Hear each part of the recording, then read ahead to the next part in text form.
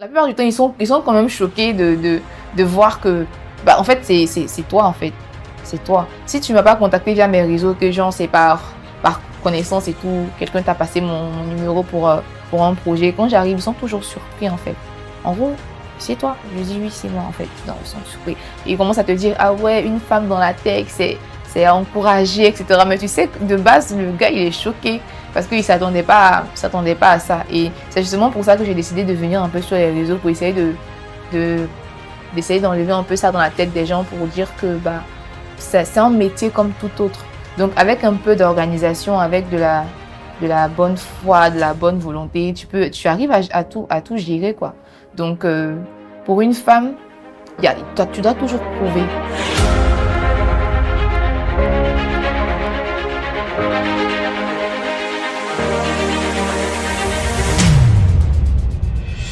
Willy Sianini Laetitia Christelle. Je suis développeur. J'aime bien dire ingénieur logiciel tout court. Ça fait 5 ans. 5 ans, depuis 2019. Ma formation, elle a été à 3 niveaux. Déjà, il y a eu la formation à l'Université virtuelle de Côte d'Ivoire. Là, j'ai eu une licence. Pendant que j'étais à l'Université virtuelle de Côte d'Ivoire, vu que c'est virtuel, j'ai eu la chance de passer par une école de programmation qui s'appelle École NAN. C'est là-bas que j'ai eu une formation vraiment pratique et c'est de là-bas qu'est vraiment partie ma carrière de développeur, si je peux le dire ainsi. Et genre juste après vu que là-bas j'ai fait 2 ans de formation, le reste des formations ça a été de l'autodidacte pour apprendre en fait les nouvelles technologies, etc. Et puis essayer de me former en fait, d'être vraiment à niveau. C'est un modèle de formation qui a été initié à l'école NAN. Ça s'appelle du peer-to-peer learning, apprentissage collaboratif. Vous vous formez en autodidacte, mais vous êtes en groupe avec d'autres personnes. Donc, moi, ce que je sais, je partage avec toi. Ce que tu sais, tu partages avec moi. On apprend en autodidacte. Et ça nous faisait avancer, en fait. Le monde du code, c'est un monde qui fonctionne comme ça, en fait. Donc, on collabore et partage d'expériences et tout. Donc, du coup, si moi, je sais des trucs que toi, tu sais pas, que je te partage ça, que toi, je me partage ce que tu sais, finalement, on s'instruit mutuellement et ça, c'est quelque chose qui a vraiment... Je sais pas pourquoi, c'est quoi la recette magique derrière ça, mais ça a fonctionné en fait. Moi, je pars en moyenne 3-4 heures par jour. En fait, ça dépend de comment tu es dans le bain, des projets sur lesquels tu as eu à travailler, de la complexité de ces projets-là, ça dépend de tout ça en fait. De prime abord, j'ai pas choisi. C'est-à-dire après mon bac C, j'ai été orientée à l'Université virtuelle de Côte d'Ivoire. Et c'est là-bas en fait que j'ai, en même temps que tous ceux qui ont été orientés là-bas, eu des renseignements sur la formation que j'allais faire et tout. Et c'est au bout de la fin de la première année que en parcourant en fait l'internet, en parcourant YouTube et tout, je me suis rendu compte de ce que les gens ils faisaient en fait avec le langage de programmation. Et je me suis dit c'est extraordinaire parce que avant moi je me disais que les sites web, etc., les applications, c'était des logiciels. Déjà, mais j'y pensais jamais. Mais là, quand j'ai commencé à réfléchir, je me suis dit c'est des logiciels et tout. Mais après, je me suis rendu compte que c'est des personnes qui sont derrière, qui créent en fait les interfaces utilisateurs. J'ai appris en fait sur l'histoire du web, comment c'est parti, comment on passe de web 1 à web 2, etc. Donc, c'était vraiment quelque chose d'incroyable. Je me suis dit, dans ce domaine-là, il n'y a que moi, en fait. C'est-à-dire, ma barrière, c'est moi. C'est ma créativité. Je peux faire ce que je veux. Je peux créer ce que je veux. Je peux changer le monde. Aujourd'hui, ceux qui ont travaillé sur TikTok, ils ont changé le monde. Ils ont changé nos habitudes. Donc, c'est vraiment quelque chose qui m'a... J'ai adoré cette partie-là et ça m'a poussé à rester. Le développement web, c'était une partie, en fait, de tout ce qui est développement. Donc, il y a développement web, il y a développement mobile, il y a développement back-end, il y a développement full stack, il y a développement de jeux vidéo, il y a développement d'intelligence artificielle, il y a vraiment beaucoup. Donc, c'est ça, en fait, qui sont les domaines, en fait, qui sont dans le développement. Mais le développement web, c'est une partie du développement, en fait. On peut utiliser plusieurs langages pour le développement web. Il a parlé de JavaScript, il y a JavaScript, il y a Python, il y a C#, il y a vraiment pas mal de langage de programmation qu'on peut utiliser. Là encore, il n'y a pas de recette miracle. Je préfère que ce soit bien clair. C'est comment moi je fonctionne. Donc, pour moi, je dirais il y a la phase idée. Je prends un exemple, le client il vient avec son idée, il vient avec ce qu'il veut en fait que tu réalises pour lui. Et au-delà de ça, toi, tu l'écoutes. Tu essaies de donner une logique en fait à ce qu'il veut parce qu'il peut venir avec des idées incroyables, mais je donne une logique à ce qu'il veut. Ensemble, vous faites un cahier de charges ou cahier des charges qui stipule en fait toutes les fonctionnalités, tous les requis en fait qu'il veut avoir sur son application. Après ça, tu lui fais un devis. Pour un particulier, hein, tu lui fais un devis. Dans le devis, il y a les clauses du contrat, c'est-à-dire vous me payez 40% du montant total, ici, 10% ici, 15% ici. Tout est là, tout est stipulé, tout est bien clair. C'est histoire d'avoir une preuve pour toi et pour lui aussi, parce que c'est quand même de l'argent qui va transiter de la poche de quelqu'un vers la poche de quelqu'un d'autre. Et une fois que là c'est bon, on passe à la phase de développement. Donc en gros, dans le développement, c'est de définir en fait avec le client comment vous allez fonctionner. Donc on se fait des points quotidiens, des points chaque week-end, etc. pour les présentations de l'avancement du projet, etc. Comment on déploie et perspectives d'avenir. C'est un peu comme ça que moi je fonctionne. D'autres développeurs peuvent fonctionner autrement, ça je sais pas. Chacun a sa particularité. Je dirais que dans le développement web, pour faire simple, dans tous les aspects du développement aussi, c'est de s'assurer en fait que les données qu'on a sur notre base de données sont bien stockées, sont sécurisées, ne sont pas faciles d'accès, ne sont pas piratables, même si la sécurité à 100%, ça n'existe pas forcément. C'est aussi de s'assurer que les échanges en fait entre deux personnes via notre solution sont sécurisés et tout. Donc, c'est un peu ça. L'expérience utilisateur, c'est une partie qui est vraiment, on en parle peu. Ça fait pas forcément partie du domaine des développeurs. Voilà. C'est plus du domaine de tout ce qui est designer, UX designer, etc. La partie UX design, UI, etc. C'est des personnes qui sont censées, à partir du cahier de charge, fournir des interfaces utilisateurs que les développeurs vont coder, en gros pour faire simple. Donc l'expérience utilisateur, c'est un peu ça. Donc plus c'est facile à utiliser, plus c'est soft, plus bon, ton application ça marche, plus le client en tout cas derrière l'application est récompensé, quoi, parce que la plupart du temps c'est pas les développeurs, hein, quand le truc il passe, c'est le client. Oui, en fait l'intelligence artificielle c'est quelque chose qui est un peu inévitable en fait, surtout en 2020, 2022, 2024, je dirais. Et ça peut s'intégrer à deux niveaux. Ça peut s'intégrer comme fonctionnalité dans le site web. Aujourd'hui, on a des sites où tu peux générer des images à partir de l'intelligence artificielle et tout. Dans le volet développement, dans le volet création de produits, ça peut s'intégrer en fait pour le développeur, ça peut être quelque chose qui va lui permettre d'aller vite. Des tâches que tu faisais, tu pouvais mettre genre 10 minutes dessus, 20 minutes. Tu peux les faire en 1 minute, en 2 minutes, pour générer des fonctions rapidement, comprendre des problèmes. C'est quelque chose qui aide, quoi. Mais comme je le dis dans la plupart de mes vidéos TikTok, faut quand même garder le contrôle. Parce que moi, je suis pour l'indépendance de l'intelligence de l'être humain. C'est vrai que c'est quelque chose qu'on ne peut pas arrêter, mais quand même, il faut que ce soit nous faut qu'on reste toujours en fait genre à la tête de la chaîne, quoi. Parce que de devenir dépendant de l'intelligence artificielle, pour moi, c'est un problème. Pour moi, tu dois aller parce que tu veux aller vite.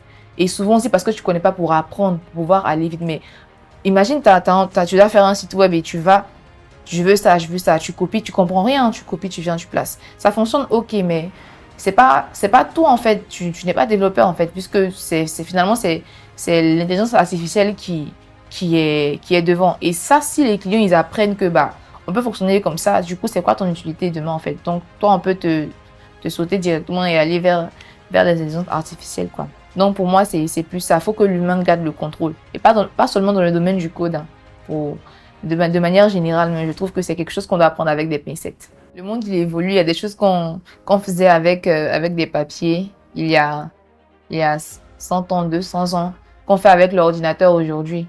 Mais bon, je pense pas à un remplacement. Vu que en fait, les intelligences artificielles, ce sont des choses qui sont développées, programmées encore par des développeurs.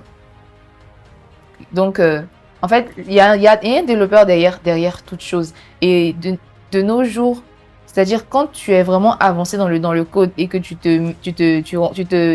es face à un problème vraiment complexe, tu te rends compte des limites en fait de ces intelligences-là. Et on dit intelligence artificielle, mais la plupart des intelligences artificielles qu'on a maintenant se basent en fait sur des données que des développeurs ont en ligne. Il y a, il y a, il y a, je sais pas comment je vais dire ça, mais il y a une intelligence artificielle qui est connue, qui s'appelle ChatGPT.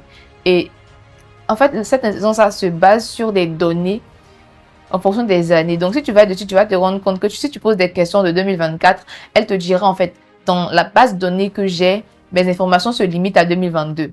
Donc, en gros, s'il n'y a pas l'intelligence artificielle, on la nourrit en fait de données. Et si on prend dans le domaine du code, elle se nourrira de quelles données? De données que les développeurs eux-mêmes ont fournies sur Internet. Donc, c'est pas la magie en fait. Du coup, parler de remplacement, le processus va peut-être changer. Ça va peut-être changer, c'est-à-dire les manières de réfléchir, de coder vont peut-être évoluer. Mais pour dire qu'il y aura un remplacement de genre de développeurs web et tout, non, je pense pas. Et genre, même si ça doit changer, c'est pas maintenant. C'est peut-être dans 100, 150 ans. Et là, même, j'en doute. Déjà, à la base, les gens, ils ont beaucoup de clichés sur les développeurs. En gros, pour eux, un développeur, c'est quelqu'un, t'arrives chez lui, tout est dérangé, tout est sale. Si c'est un homme, beaucoup de moustaches et tout. Si c'est une fille délaissée, un peu bizarre. Ça, c'est les clichés qu'on a sur les développeurs, donc de manière générale.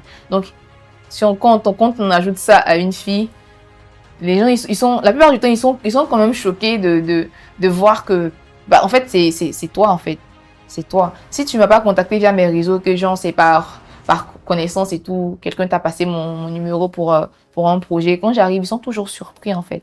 En gros, c'est toi. Je dis oui, c'est moi, en fait. Non, ils sont surpris. Et ils commencent à te dire, ah ouais, une femme dans la tech, c'est à encourager, etc. Mais tu sais que de base, le gars, il est choqué parce qu'il s'attendait pas à ça. Et c'est justement pour ça que j'ai décidé de venir un peu sur les réseaux pour essayer d'essayer d'enlever un peu ça dans la tête des gens pour dire que, bah, c'est un métier comme tout autre. Donc, avec un peu d'organisation, avec de la bonne foi, de la bonne volonté, tu arrives à tout gérer, quoi. Donc, pour une femme, tu dois toujours prouver. En gros, tu dois toujours prouver. Et moi, c'est quelque chose que j'ai fait et après, j'ai arrêté. Pourquoi? Parce que je me suis dit, si tu cherches vraiment quelqu'un qui... Je crois en mes capacités, je crois en ma logique, je sais ce que je vaux, je sais ce que je fais. Donc, si toi, t'es uniquement arrêté à la personne qui est en face de toi, pour moi, c'est toi qui perds en fait. C'est pas moi qui perds parce que moi, d'autres clients, je vais en avoir. Donc, c'est toi qui perds. Toi, tu vas juste te rediriger vers les personnes qui sont censées être bons, etc. Donc, à un moment donné, j'ai arrêté de chercher à prouver, surtout à un homme que je sais faire, en fait, que je peux faire, etc. Non. Moi, je viens te voir. Si tu estimes que je suis une femme et que je ne suis pas capable de, je te dis, ok, c'est vrai, t'as raison, j'avance, en fait, parce que j'ai pas, on est en 2024, normalement, il y a certains clichés qu'on doit pouvoir sauter, en fait. Donc, moi, pour moi, c'est ça. C'est pas facile tous les jours.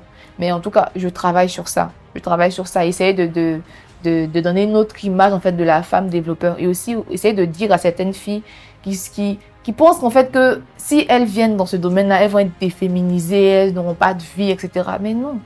Mais non. Parce que c'est vraiment quelque chose de passionnant. Et c'est vraiment quelque chose que tout le monde peut faire.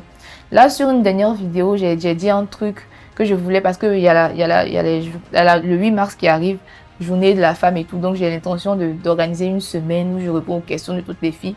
Et j'ai vu même de très belles filles, des filles magnifiques qui m'ont écrit, qui m'ont dit, je suis intéressée. Ça m'a fait vraiment plaisir. Même si c'est pas beaucoup, c'était 5, 6 filles. C'est déjà bon en fait, c'est déjà bon. Imagine si tu réussis à convaincre ces filles-là qu'elles se mettent dans le bain, elles aussi elles vont influencer d'autres personnes et elles restent féminines. Ça va faire que sur la durée, ça va changer beaucoup de choses. Et c'est vraiment au-delà du fait d'avoir des clients, c'est vraiment ça en fait mon travail sur les réseaux. C'est de venir dire aux hommes comme aux femmes, tu peux être une femme féminine et développeur quoi, et faire des trucs de malade. C'est pas écrit sur ton visage, tu vois, genre.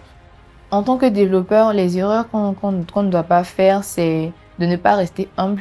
Ça, je reviens tout le temps dessus parce que c'est un peu la clé.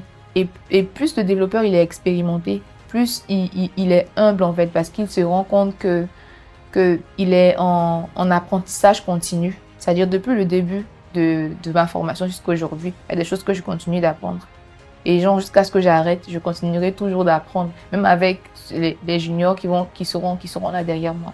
Et en fait, toi, en tant que devancier, tu as de l'expérience, en fait. Tu as tu as une vue 360 sur la chose et tu sais comment construire un projet, comment on commence, comment on termine.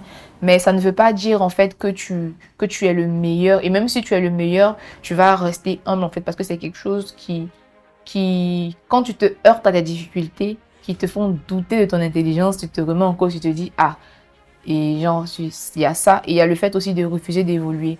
Moi, comme j'ai l'habitude de dire dans mes vidéos, je ne suis pas fanatique de langage de programmation, fanatique de framework. Il y a des personnes qui sont vraiment amoureux d'une technologie particulièrement. Et ça, moi, je pense que c'est mauvais. Il faut évoluer avec son temps, faut pouvoir avoir un certain recul pour savoir que pour ce projet-là, j'ai besoin de telle technologie, je vais l'utiliser. Et ne pas se dire, moi, je suis Symfony, donc je bouge pas, je reste sur Symfony, 10-15 ans Symfony, alors que au bout d'un certain temps, la technologie, elle est dépassée, le monde a évolué. Tu es obligé de laisser et de t'accrocher à quelque chose d'autre, sinon finalement, tu ne feras rien. Donc, rester humble et puis évoluer avec les tendances, évoluer avec le temps, toujours se mettre à jour. Déjà, le métier de développeur, c'est un métier qui est passionnant, c'est captivant. C'est un métier qui te rend amoureux de lui facilement. Donc, à ce niveau-là, il n'y a pas de problème. Le seul hic, c'est que tu travailles beaucoup. C'est vrai ou non? Mais tu travailles beaucoup. Tu passes pratiquement tout ton temps devant ton ordinateur. Donc, il faudrait que tu sois passionné. Il y a vraiment la passion au-devant de ça. C'est vraiment que des passionnés qui restent. Et quand je dis passionné, ça veut dire que tu vas connaître beaucoup de problèmes, beaucoup d'échecs. Mais faut rester accroché et tout. Et te dire que c'est un passage nécessaire en fait. Parce que c'est quand même de la logique. Et la logique, c'est pas quelque chose de facile en fait. Et surtout qu'il y a des logiques qui peuvent ne pas être performantes. Donc, c'est de s'accrocher, de tout le temps être dans le bain. Et moi, je pense que avec ça, je pense que c'est tout. Hein. C'est la passion. Hein. La passion. Parce qu'avec la passion, ça va te permettre de pouvoir rester devant ton ordinateur, de pouvoir vouloir apprendre de nouvelles choses, de vouloir découvrir, de vouloir participer à des projets, de vouloir faire plein de choses. Donc, faut aimer bosser.